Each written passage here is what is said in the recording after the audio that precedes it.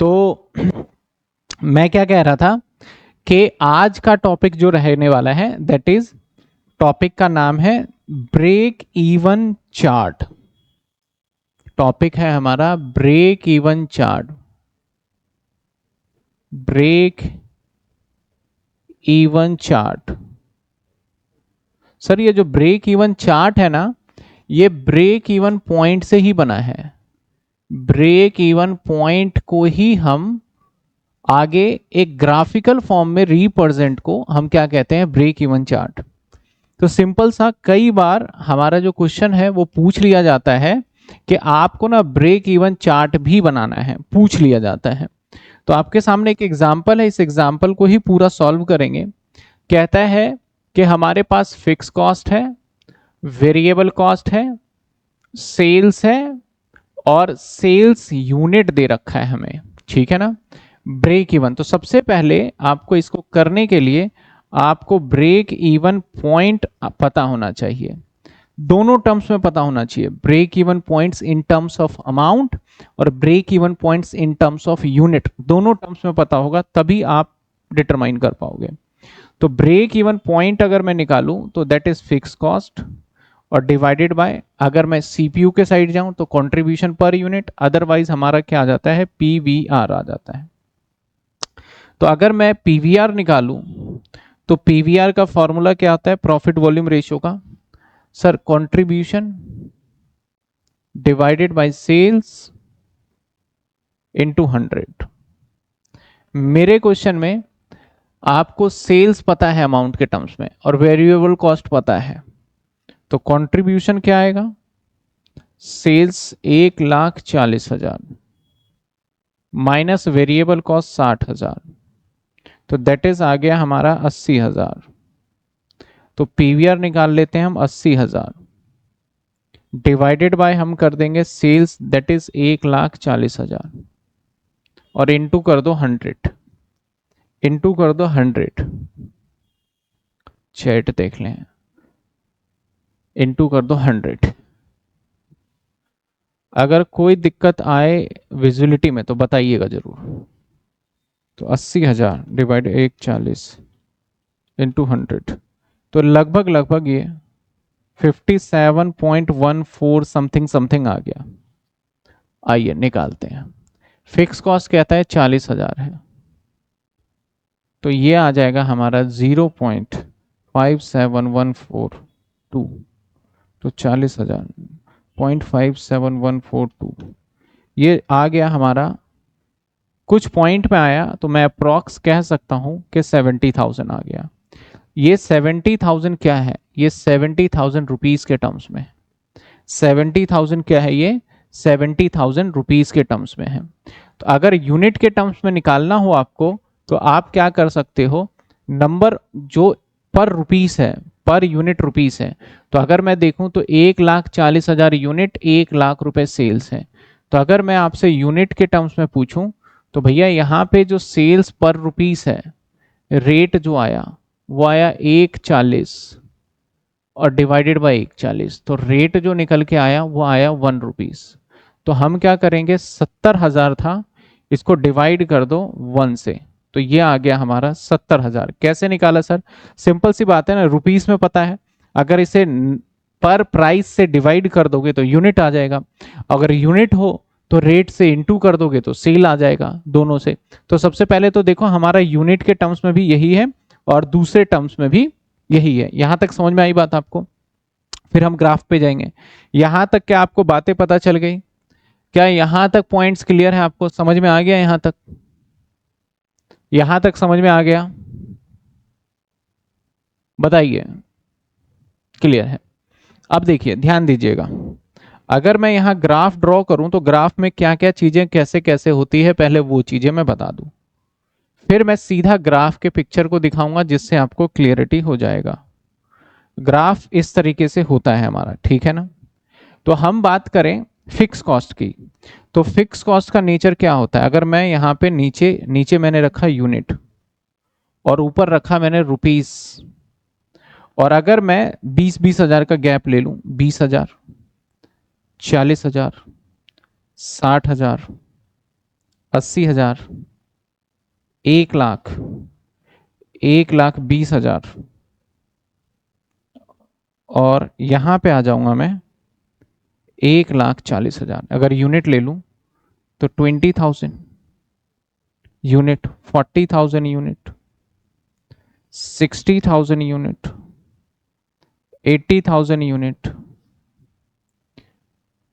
100 के, 120 के, 140 के, ये आ गया। रुपीस के टर्म्स में भी ले लेते हैं 20,000 का, तो 20,000, 40,000,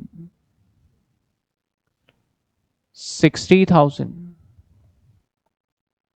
80,000, ये बराबर तो नहीं, थोड़ा बहुत ऊपर नीचे हो जाएगा, 100 के, और ये 120 के, ठीक है ना। ये y हो जाता है और ये हो जाता है x एक्सिस, ठीक है ना, इसी तरीके से रहता है। तो हमेशा याद रखिएगा जो हमारा सेल्स होता है ना, वो जीरो लेवल से उठ के सेल्स ऐसे जाता है, जैसे जैसे यूनिट बढ़ता जाएगा। तो अगर मैं 1 लाख की बात करूं तो 1 लाख पे हमारा 1 लाख सेल होगा, ये सेल्स है। अगर इसकी बात करूं तो ये क्या है, हमारा सेल्स है। क्योंकि जितने यहाँ पे सेल्स की अगर मैं बात करूं तो जो हमारा, ध्यान देना कि जितना हमारा, क्योंकि 1 रुपए का 1 यूनिट है, तो 1 लाख का सेल और यहाँ पे 1 लाख, तो ये ऊपर चला गया वैसे, हालांकि ये सेल्स जो होना चाहिए वो इतना होना चाहिए, ठीक है ना। मैं थोड़ा सा ऊपर ले गया, इतना सेल हुआ नहीं, यहीं पे स्टॉप हो जाएगा 140 पे, तो 140 हो जाएगा, ठीक है।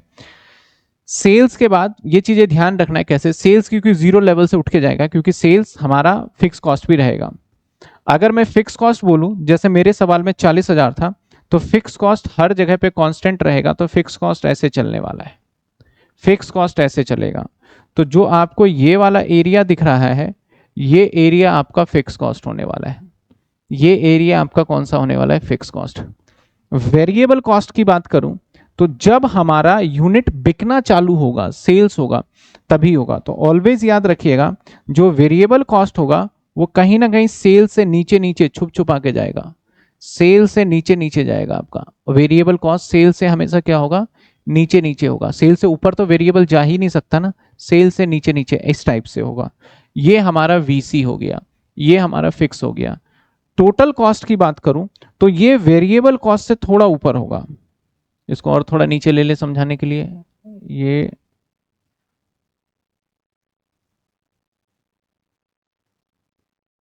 थोड़ा नीचे ले लेते हैं ना, ये लो। अगर हम टोटल कॉस्ट की, ये वीसी हो गया, ठीक है ना। अगर मैं टोटल कॉस्ट की बात करूं तो टोटल कॉस्ट क्या होगा, सेल से तो नीचे रहेगा, लेकिन कई बार ऐसा भी टाइम आएगा जबकि सेल से ऊपर हो जाएगा, जब हम लॉस निकल जाएंगे, फिर क्या हो जाएगा, सेल से नीचे। तो टोटल कॉस्ट कुछ ऐसा रहने वाला है, ऐसा रहने वाला है। और एक समय ऐसा आएगा जब वो, ये बन नहीं रहा कुछ थोड़ा सा, जब एक समय ऐसा आएगा जब वो सेल से नीचे हो जाएगा। अगर मैं टोटल कॉस्ट की बात करूं, एक सेकेंड हटाओ इसे, टोटल कॉस्ट थोड़ा ऊपर से उठेगा, यहां से उठेगा, सेल से ऐसे जाएगा, थोड़ा ऊपर ऊपर नीचे रहेगा, ऊपर रहेगा, लेकिन एक लेवल ऐसा आ जाएगा जब ये टोटल कॉस्ट हमारा सेल से नीचे हो जाएगा, है ना, सेल से नीचे हो जाएगा। तो जहां पे आप ध्यान देना, ये क्या हो गया हमारा, टीसी हो गया, ये क्या हो गया हमारा, टीसी हो गया। तो मैं क्या बताना चाह रहा हूं, मैं बताना चाह रहा हूं कुछ कुछ वर्ड्स जो कि आपको पता होना चाहिए।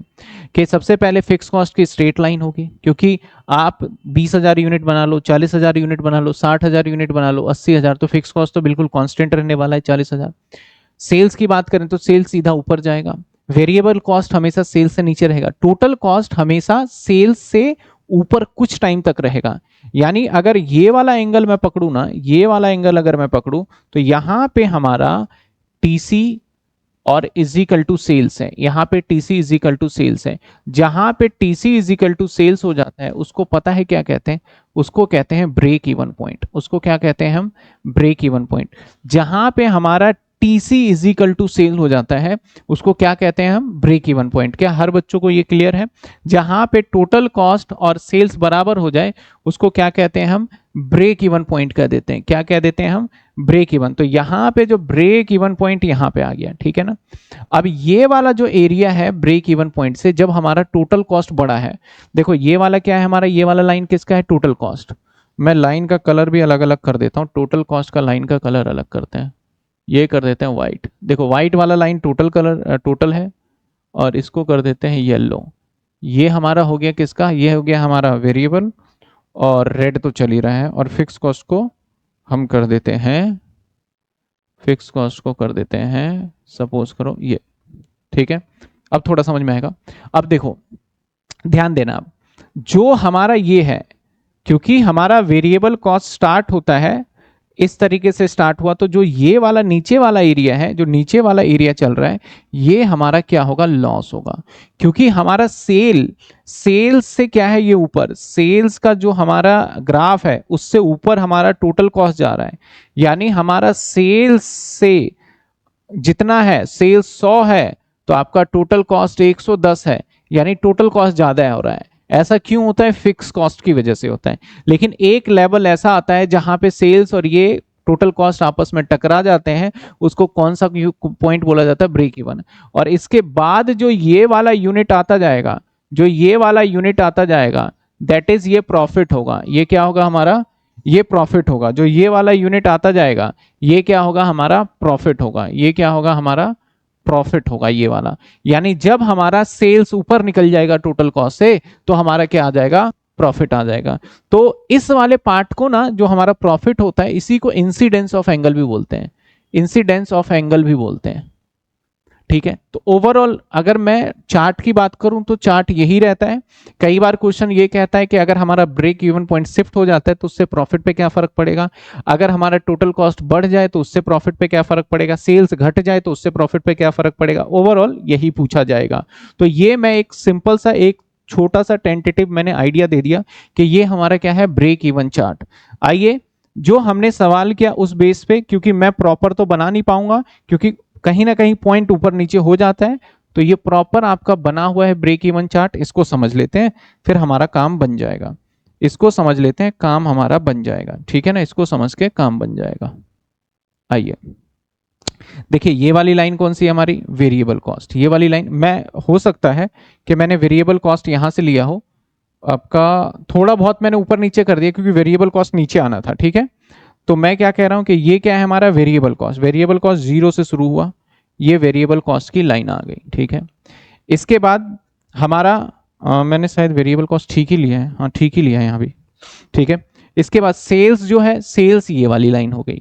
टोटल कॉस्ट यहां से आएगा। टोटल कॉस्ट यहां से 0 से क्यों नहीं हुआ, क्योंकि मान लो वीसी आपका 0 भी है लेकिन एफसी तो आपका 40,000 है ना, तो टोटल कॉस्ट तो आपका कितना हो गया, दोनों को प्लस करेंगे तो 40,000, तो आपका यहीं से स्टार्ट होगा। तो ये धीरे धीरे ऐसे ऐसे स्टार्ट होते हुए इधर इधर चला गया। फिक्स कॉस्ट की बात करें तो फिक्स कॉस्ट क्या है हमारा, 40,000 है। तो अगर मैं पिछले सवाल के फिक्स कॉस्ट की बात करूं तो फिक्स कॉस्ट 40,000 है, जो कि इस तरीके से जाएगा। ये लाइन हो गई हमारी फिक्स कॉस्ट की, ये लाइन हो गई हमारी फिक्स कॉस्ट की, क्योंकि क्वेश्चन में आपने देखा था फिक्स कॉस्ट कितने थे, 40,000।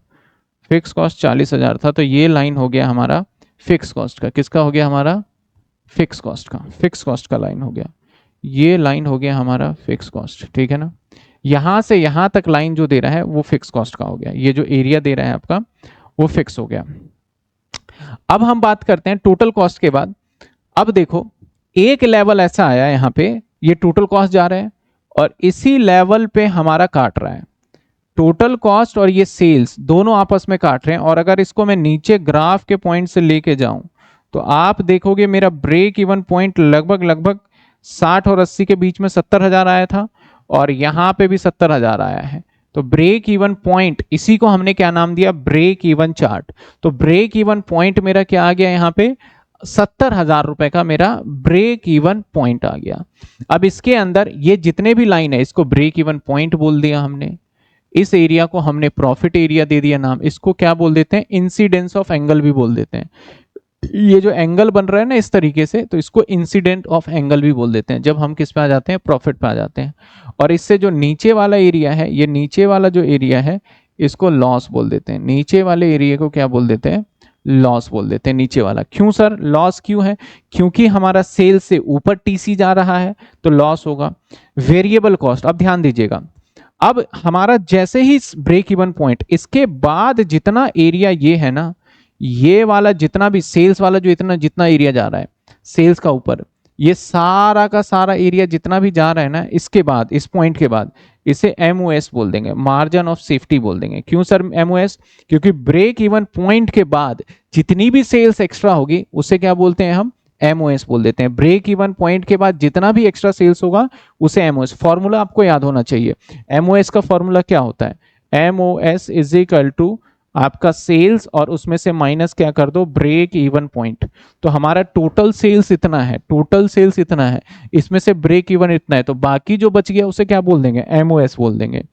नीचे का area total total total loss का एरिया, ये देखो लॉस का एरिया दिखा दिया।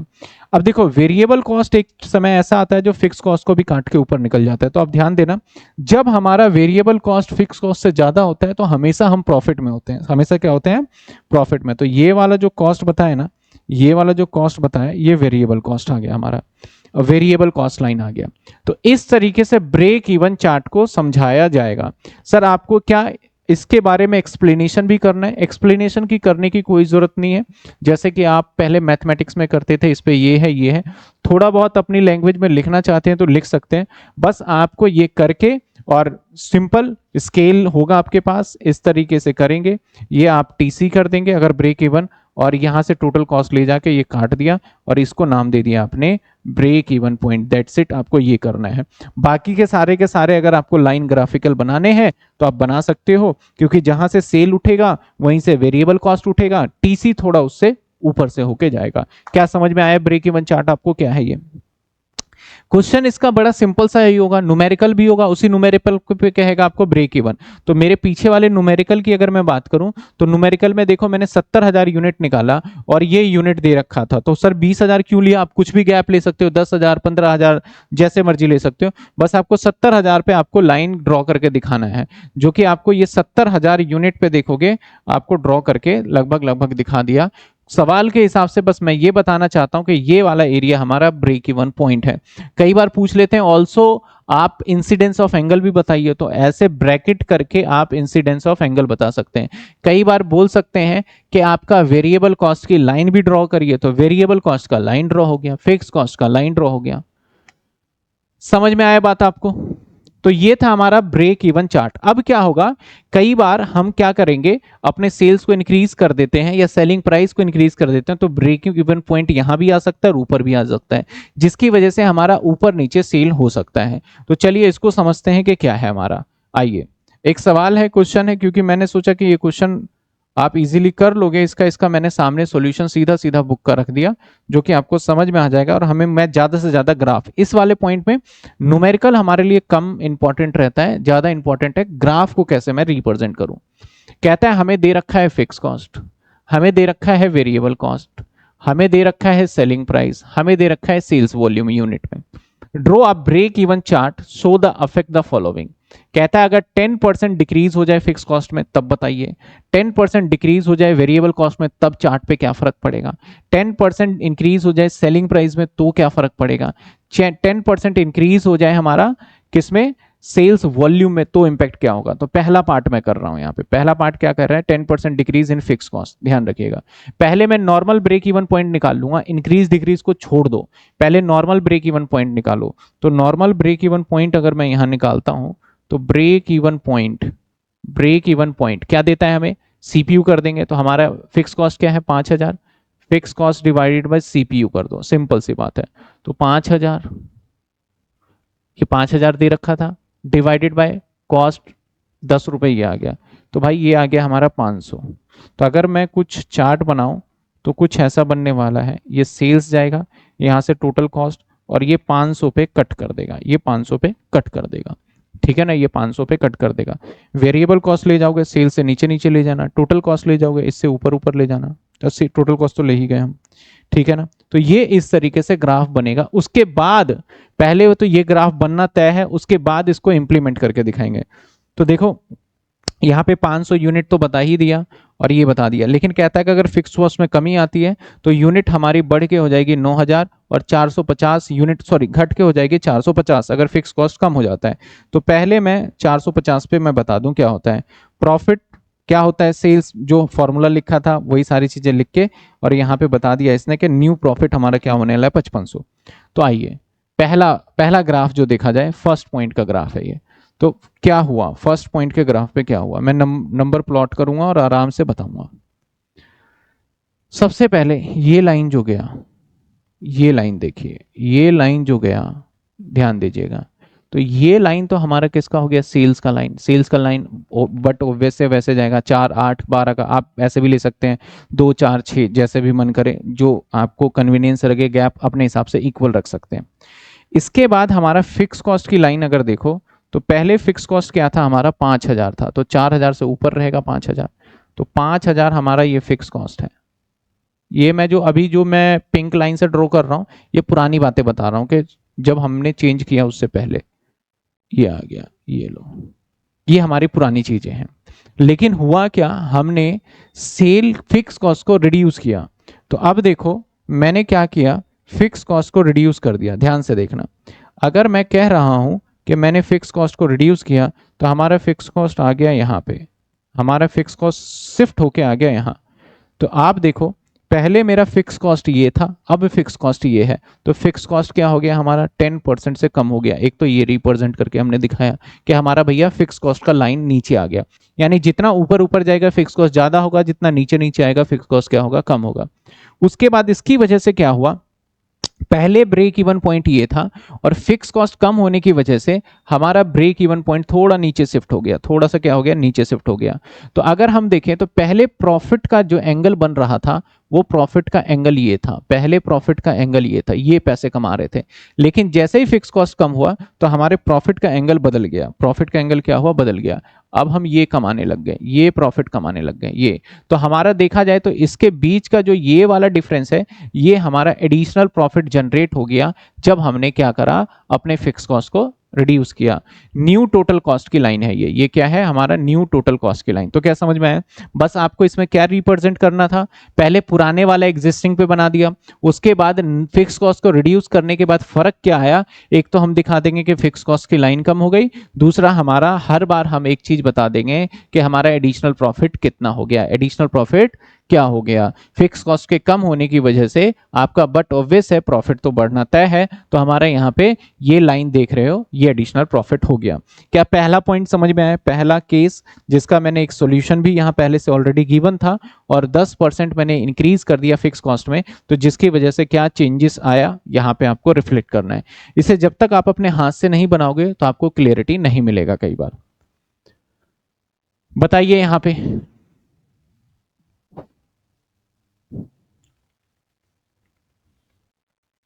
बताइए क्लियर है,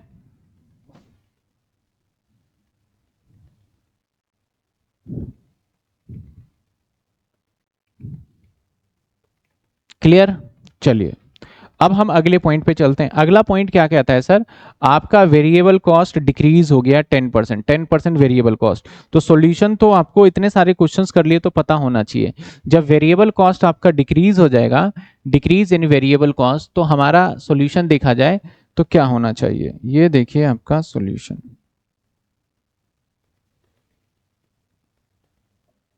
वेरिएबल कॉस्ट हमारा सेल्स जो था, अरे मैं यहां सॉल्यूशन कर ही देता हूं, इस साइड कर देता हूं। हमारा जो सेल्स था दैट इज हमारा 20 रुपए का था और वीसी था 10 रुपए का, लेकिन -1 कर देंगे तो 9 हो जाएगा। एफसी था हमारा 5000 रुपए।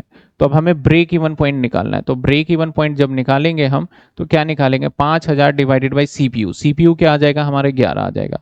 तो इस सिचुएशन में हमारे पास जो न्यू ब्रेक इवन पॉइंट मिलेगा 5000 डिवाइडेड बाई 11, तो ये आ जाएगा 454, 454 क्या आ गया हमारा 454। तो अब आप देखिए यहाँ पे क्या हुआ, सेल्स का तो लाइन यही है, ठीक है ना, और हमारा फिक्स कॉस्ट में कोई बदलाव नहीं, फिक्स कॉस्ट कांस्टेंट है। अब देखिए यहां से हमारा वेरिएबल कॉस्ट होता तो वेरिएबल कॉस्ट के लाइन को भी बदलाव कर सकते थे, टोटल कॉस्ट में चेंजेस आएगा।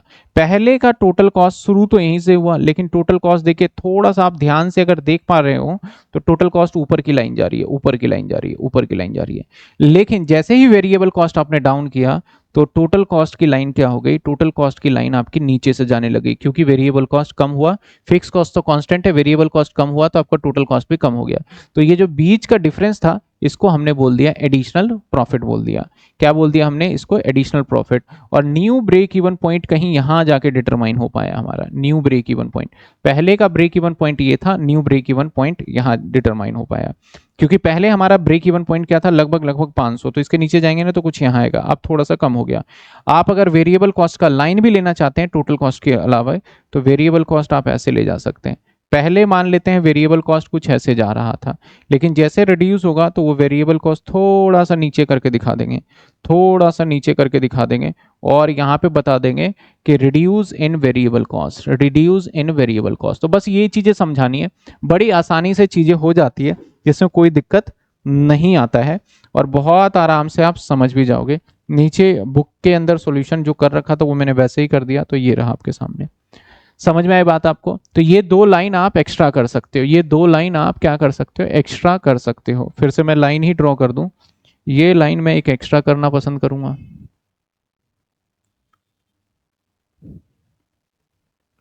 पहले वेरिएबल कॉस्ट ये था, ऐसे मान लेते हैं, ठीक है। लेकिन जो न्यू वेरिएबल कॉस्ट आया वो ये ऐसे आ गया, ये न्यू वेरिएबल कॉस्ट आ गया क्योंकि इससे नीचे आ गया, ठीक है। ये वाला एक्स्ट्रा प्रॉफिट हो गया, ये वाला वेरिएबल कॉस्ट रिड्यूस हो गया, ये वाला वेरिएबल कॉस्ट क्या हो गया, रिड्यूस हो गया। आइए थर्ड पार्ट क्या कहता है, थर्ड पार्ट देखिए, थर्ड पार्ट में अगर आते हैं आप तो थर्ड पार्ट में कहता है कि अगर सेलिंग प्राइस इंक्रीज हो जाए, सेलिंग प्राइस इंक्रीज हो जाए, तो चलिए आइए सेलिंग प्राइस इंक्रीज करते हैं। तो ये रहा, अगर आप सेलिंग प्राइस इंक्रीज करोगे 10%, तो सेलिंग प्राइस 20 की जगह हो जाएगा 22, और वेरिएबल कॉस्ट तो रहेगा 10, और एफ सी तो हमारा था 5000। तो अगर हम इसको सॉल्व करें तो ब्रेक इवन पॉइंट जो आएगा वो आएगा दैट इज 5000, और 5000 डिवाइडेड बाय, अब जो हम करने वाले हैं वो 12 करेंगे, ठीक है। तो और भी हमारा ब्रेक इवन पॉइंट डाउन हो जाएगा, 5000 डिवाइडेड बाय 12, तो ये आ जाएगा 416। तो पहले जहां ब्रेक इवन पॉइंट था उससे नीचे आ जाएगा डाउन। तो अब फिर से मैंने क्या करा, देखो फिर से इसमें क्या करा हुआ है। सबसे पहले आपका ये सेल्स का लाइन था, तो सेल्स पहले यहां लाइन था, जैसे ही आपने सेल्स प्राइस बढ़ाया, तो सेल्स प्राइस बढ़ाने से वॉल्यूम तो वही रहा, तो आपका सेल्स वाली लाइन क्या हुआ, आगे चला गया, खिसक के ऊपर चला गया, ये सेल्स की लाइन है। वॉल्यूम यूनिट तो वही है ना, आपने बस जहां 20 रुपए कर रहे थे तो 20 में ये लाइन था, 22 में ऊपर चला गया। इसके बाद आपका पहले जो ब्रेक इवन पॉइंट था, टोटल कॉस्ट की लाइन ये जा रही है, इसमें कोई बदलाव ही नहीं होगा क्योंकि variable cost fix cost same है। तो पहले ब्रेक इवन पॉइंट यहां बन रहा था, ये बताएंगे, फिर बोलेंगे भैया इसकी वजह से ब्रेक इवन पॉइंट हमारा यहां बन गया, और जो इसके बीच का डिफरेंस है हमारा सेलिंग प्राइस से, ये एडिशनल प्रॉफिट हो गया। ये क्या हो गया, एडिशनल प्रॉफिट हो गया। बस हमें यही बताना था। और अगर आप मुझसे पूछते हो ये वाला एरिया, तो इस एरिया को कहते हैं इंसिडेंस एंगल, और ये सभी एरिया जितने भी हैं ये सभी एरिया लॉस हैं, ठीक है। हो जाएगा, समझ में आई बात आपको? नहीं देवाशीष, ग्राफ पे नहीं, आपको नॉर्मल आंसर शीट पे लाइन ड्रॉ करना है और ये बना के बस दिखा देना है। कोई ग्राफ आपको पेपर इसके लिए स्पेशली नहीं मिलने वाला पेपर में, क्योंकि इतना ज्यादा टेक्निकल ग्राफिकल है नहीं कि हमें डॉट डॉट पॉइंट पे प्लेट करना है। बस हमने रेंडमली नीचे नंबर लिखा, इधर नंबर लिखा, और हमें एक माइंड में पिक्चर होना चाहिए कि इस तरीके से लाइन जाएगा, और वो लाइन ड्रॉ कर देंगे। ऐसा नहीं कि जैसे कि 9th और 8th में आप ग्राफ वाले क्वेश्चन को बिल्कुल एक एक पॉइंट मिलाते थे, या फिर इंडेक्स नंबर वगैरह में पॉइंट मिला मिला के करते थे, तो वो चीजें यहाँ पे नहीं है, सीधा लाइन ड्रॉ किया। मैं सिंपली बताऊं तो क्या होता है भैया, ये हो गया हमारे लाइन, ये हो गया हमारा सेल्स, इसके नीचे चला गया वेरिएबल कॉस्ट, और यहां हो गया हमारा फिक्स कॉस्ट, इसके ऊपर चला गया टोटल कॉस्ट, ये हो गया ब्रेक इवन पॉइंट। बड़ी सिंपल सी चीज है, और सिंपल तरीके से आपको करके आना है इसको, ठीक है। चलिए अगला क्वेश्चन क्या था, लास्ट क्वेश्चन अगर देखें हम, तो लास्ट क्वेश्चन क्या था इसका, कहता है कि अगर हमारा इंक्रीज हो जाए सेल्स वॉल्यूम में, सेल प्राइस में तो इंक्रीज ना हो, वॉल्यूम में इंक्रीज हो। तो आप सोचो, आप इसका बना के दिखाओ, सेल्स वॉल्यूम में इंक्रीज हो जाए कितने परसेंट, 10%। पहले कितने यूनिट बेचा करते थे, 1000, अब कितना बेचेंगे हम, 1100। अब कितना बेचेंगे हम, 1100। तो पहले सेल्स की लाइन कैसे जाएगी, पहले सेल्स की लाइन ये जाएगी, वॉल्यूम बढ़ने से सेल्स की लाइन ऊपर हो जाएगी, ठीक है ना, वॉल्यूम बढ़ने से सेल्स की लाइन क्या हो जाएगी, ऊपर हो जाएगी। लेकिन टोटल कॉस्ट तो नहीं बढ़ने वाला, टोटल कॉस्ट तो हमारा वही रहने वाला है, क्योंकि वेरिएबल कॉस्ट में कोई बदलाव नहीं है, फिक्स कॉस्ट में कोई बदलाव नहीं है। तो आइए, जब हमारा ये बढ़ता है तो एक बार इसका भी ग्राफ देख लीजिए कैसा बन सकता है। ये रहा इसका ग्राफ, तो इसका ग्राफ ये रहा। देखिए क्या हुआ, पहले हमारा पुराने टाइम का सेल देखिए, पुराने टाइम का हमारा क्या है, ये सेल्स है, पुराने टाइम का सेल्स, पुराने टाइम का ये सेल्स है। पहले सेल्स हमारा यहीं पे रुक गया था, लेकिन जैसे ही बढ़ा तो 11 यूनिट आगे चला गया, ठीक है ना, आगे चला गया। तो ये वाला इसने दिखा दिया एक्स्ट्रा सेल, ये वाला दिखा दिया एक्स्ट्रा सेल, एक्स्ट्रा सेल, ठीक है, ये दिखा दिया एक्स्ट्रा सेल्स। इसके बाद देखा जाए तो ये हमारा हो गया फिक्स कॉस्ट, ये हमारा हो गया फिक्स कॉस्ट, ये फिक्स कॉस्ट, फिक्स कॉस्ट में कोई चेंजेस नहीं। और ब्रेक इवन पॉइंट में भी देखो, इवन दो कोई चेंजेस नहीं होगा। सवाल तो बस यही जानना चाहता है, क्या ब्रेक इवन पॉइंट बदलेगा, जवाब नहीं। ब्रेक इवन पॉइंट पहले भी यहीं पे था और अब भी यहीं पे, एग्जैक्ट डिजिट तो यहाँ पे नहीं आ सकता, क्योंकि थोड़ा इधर उधर होगा, इधर हमारा जो भी रहेगा।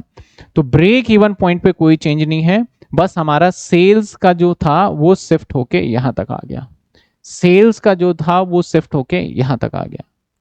समझ में आई बात आपको, क्लियर है, यहां तक पॉइंट क्लियर है कि नहीं बताओ। वो सेम मार्क्स का ही रहता है, ग्राफ बहुत रेयर केस में आता है, लेकिन पेपर में ग्राफ आ जाता है। जैसे मैं आपको दिखाऊं क्वेश्चन, जैसे कि पहले क्वेश्चन आ भी रहे थे, तो मैंने कहा था आपको कि ये ग्राफ वाले में हम कवर करेंगे, जहां पे लिखा था ब्रेक इवन चार्ट बनाओ।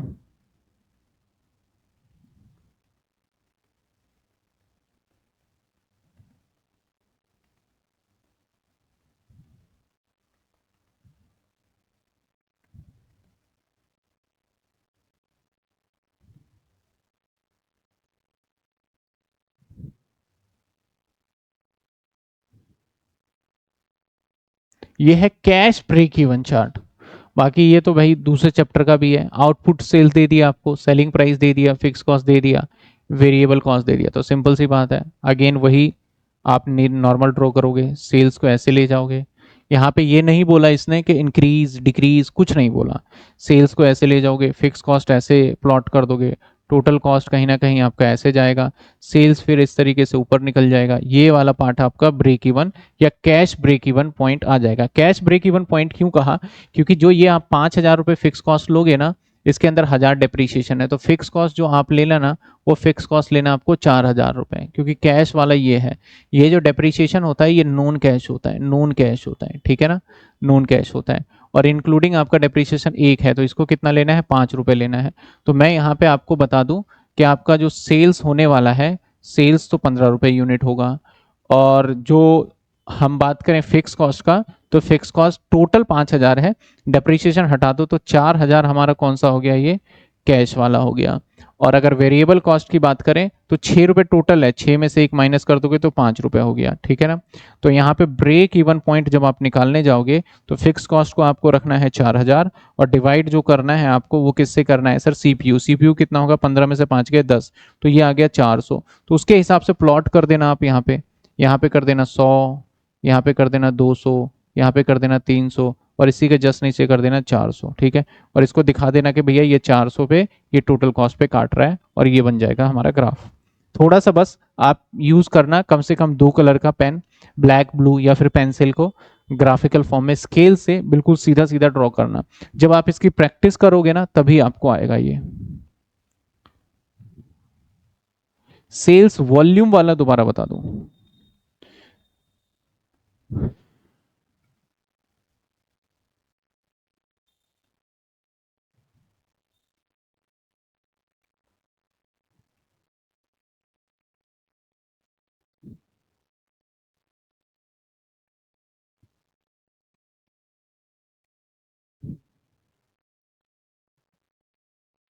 ये सेल्स वॉल्यूम का था, शायद मैंने यहाँ पे आपको बताया था।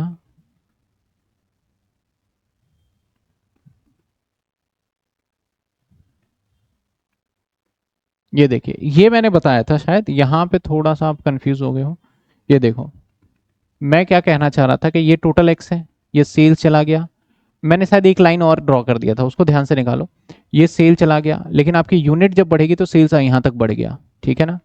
आपका यहाँ से फिक्स कॉस्ट है, तो ये जो कट करेगा यहीं करेगा, ये यहीं पे रह गया, ठीक है। पहले सेल्स ये था, अब सेल्स ये है, तो ये वाला पार्ट हमारा एक्स्ट्रा सेल्स हो गया, जो कि वहां पे बताया गया है। तो वही चीज मैंने यहाँ जो मैंने बताया, वही चीज आपका यहाँ अप्लाई हो गया। सबसे पहले देखो, सेल्स यहीं तक स्टॉप हो जाता था पहले, क्योंकि 20,000 तक था, लेकिन जैसे ही हमने बढ़ाया तो सेल्स और आगे बढ़ के गया, यहां तक आ गया। ये हमारे कितने 100 यूनिट एक्स्ट्रा सेल हो गए। तो जो 100 यूनिट एक्स्ट्रा सेल हो गए, तो ये एरिया सारा प्रॉफिट का है, तो इतना आपका एक्स्ट्रा प्रॉफिट हुआ, और इतना ही आपका क्या हुआ, एक्स्ट्रा सेल्स भी हुआ। इतना ही क्या हुआ आपका एक्स्ट्रा सेल्स। लेकिन आप कहां से प्रॉफिट एक्स्ट्रा काउंट कर सकते हो, यहाँ पे इतना प्रॉफिट था, यहाँ पे इतना प्रॉफिट है, तो ये वाला प्रॉफिट तो एक्स्ट्रा ही होगा। और यहाँ पे सेल्स आपका ये लाइन जा रहा है, तो आप कह सकते हो कि यहाँ पे इतना सेल्स एक्स्ट्रा भी हो गया, न्यू सेल्स है ये, ठीक है ना। ये न्यू सेल्स भी बोल सकते हो, न्यू प्रॉफिट भी बोल सकते हो, ठीक है। तो हम इस चैप्टर के अंदर ब्रेक इवन चार्ट एक लास्ट टॉपिक था, जिसको हमने कंप्लीट किया। और मुझे लगता है कि कुछ मैंने इसके क्लासेस और कुछ क्वेश्चंस और भी मैं कराऊंगा। मैं एक न्यू चैप्टर स्टार्ट करूंगा, और इसके कुछ सेलेक्टेड, क्योंकि होपफुली आपने बुक तो ले लिया हो, बुक ले लिया हो तो आप सारे क्वेश्चन अब आप बुक से क्या कर सकते हैं, प्रैक्टिस कर सकते हैं। इसके बुक से सारे क्वेश्चन प्रैक्टिस कर सकते हैं। 10 ईयर के क्वेश्चंस हम एक चैप्टर और जब कंप्लीट कर लेंगे तब इस चैप्टर के कर पाएंगे, क्योंकि 10 ईयर के अंदर पूरा सिस्टमेटिक तरीके से नहीं डाला हुआ कि कितना पार्ट इसका होगा और कितना पार्ट इसका नहीं होगा, नहीं डाला हुआ अच्छे से, तो हम कर लेंगे उसको, ठीक है ना। इसलिए मैंने 10 ईयर के क्वेश्चंस को बीच में ड्रॉप कर दिया। तो अगर इस चैप्टर की हम बात करें, तो इस चैप्टर के सारे फॉर्मूले की डिमांड है, वो फॉर्मूला आपको मिल जाएगा एक चार्ट पे, जहां पे के सारे फॉर्मूला है। वो पहले मैं कल एफएम का एक फॉर्मूला चार्ट बना दूंगा, फिर आपका बना दूंगा, दोनों का फॉर्मूला आपका मिल जाएगा, कोई दिक्कत नहीं है। दूसरा, इस चैप्टर के अंदर कौन से क्वेश्चन इंपॉर्टेंट थे बता दिए, जब 2 साल का सेल होता है। और ये, हाँ, हम इस चैप्टर के अंदर देखा जाए तो क्वेश्चन जरूर पूछा जाएगा आपका, और अगर आप प्रैक्टिस नहीं करोगे ना, तो आप इस चैप्टर के क्वेश्चंस को कर ही नहीं सकते। प्रैक्टिस बहुत जरूरी है इस चैप्टर का, क्योंकि फॉर्मूला कहीं से कहीं लग सकता है। हो सकता है जो मैंने क्वेश्चंस किया वो करने का तरीका मेरा अपना था, हो सकता है जब आप करने बैठो तो उससे भी आसान तरीका या उससे शॉर्टकट तरीका आपको नजर आ जाए। मैं यहाँ पे 2+2 जो मैं कर रहा हूं, 2+2 मैं इस तरीके से कर रहा हूं, 2+2 4 है, क्या पता आप 2+2 इस तरीके से 4 कर दो, या क्या पता आप 3+1 करके 4 कर दो इजीली। डिपेंड्स करता है कि आप किस तरीके से, दोनों हम एक ही जगह पे जा रहे हैं आंसर को लेके। इस चैप्टर में सबसे बड़ी समस्या यही होती है, बहुत सारे बच्चे क्या करते हैं, रेफरेंस के लिए आज के टाइम पे तो बच्चे वीडियो भी देख लेते हैं यूट्यूब पे, या फिर चैट जीपीटी कर लिया, या कुछ भी कर लिया, तो वहां पे उसका कैलकुलेशन का मेथड अलग होता है। आप कैलकुलेशन, अगर मेरा वाला तरीका समझ में आ रहा है तो वो ऑप्ट करिए। मेरे वाले तरीके से करने के बाद जब आप प्रैक्टिस कर रहे हैं तो आपको एक न्यू मेथड पता चला, न्यू साइड से कैलकुलेशन के, यार हम इसमें से ये भी कर ले तो बेटर है, तो आप वो भी कर सकते हैं। यहाँ पे कोई ऐसा फॉर्मेट नहीं है कि आपको इसी फॉर्मेट में या इसी फ्लो में चलना पड़ेगा, कोई प्रोसेस नहीं है। वो सिंपल बोलता है ये निकाल के दिखाओ।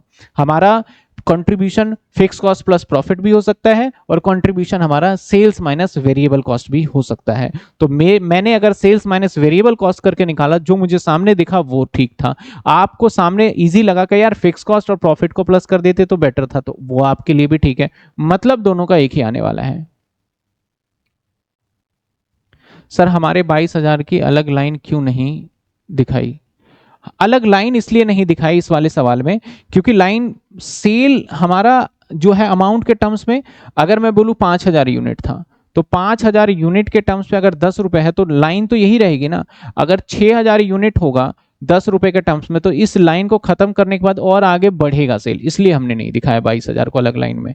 अगर 22,000 को अलग लाइन में दिखाने का मतलब था कि हमारा सेलिंग प्राइस पर यूनिट जब बढ़ जाता है तब दिखाते हैं, ठीक है। अगर आपका कहना है कि सर 22,000 अलग लाइन में, तो हमारा पहले सेल कितना था भाई, पहले हमारा सेल्स था 1,000 यूनिट इंटू में 10, तो यानी हमारा 20 तो कितने थे, 20,000 थे, तो मैं धीरे धीरे धीरे धीरे धीरे धीरे धीरे धीरे चलूंगा 20,000, उसी के बाद आगे जाऊंगा तभी तो 22,000 होगा हमारा, ठीक है ना, उसके बाद आगे जाऊंगा तभी तो 22,000 होगा। 10 ईयर का अक्षित मैं दोबारा ही करवाऊंगा पूरा का पूरा 10 ईयर, और जो डाउट था मैंने लास्ट ईयर 10 ईयर का रिकॉर्डेड किया था, कुछ बच्चे हो सकते हैं कि प्रैक्टिस करें, तो मैं प्री रिकॉर्डेड कल डलवा दूंगा 10 ईयर का सारा, प्री रिकॉर्डेड 10 ईयर का मैं डलवा दूंगा, जितने भी क्वेश्चन यहाँ करे हुए हैं सबके क्वेश्चन के सॉल्यूशन डलवा दूंगा 10 ईयर का, चाहे आपका क्वेश्चन 20 हो 21 हो, जो भी कर रहे हो वो मिल जाएगा आपको।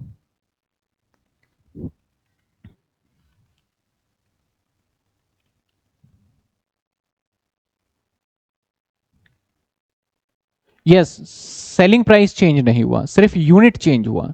और जिससे इससे पीछे वाले सवाल में देखोगे तो यहाँ पे जो मैंने बताया था इस वाले क्वेश्चन में शायद, हाँ इसमें इंक्रीज सेलिंग प्राइस हुआ था, तो प्राइस इंक्रीज हुआ, तो पहले प्राइस ऐसे चल रहा था, इंक्रीज होते ही 10 यूनिट पे तो ये था, अब 10 ही यूनिट पे इससे ऊपर चला जाएगा क्योंकि प्राइस बढ़ गया, घटता तो नीचे आ जाता।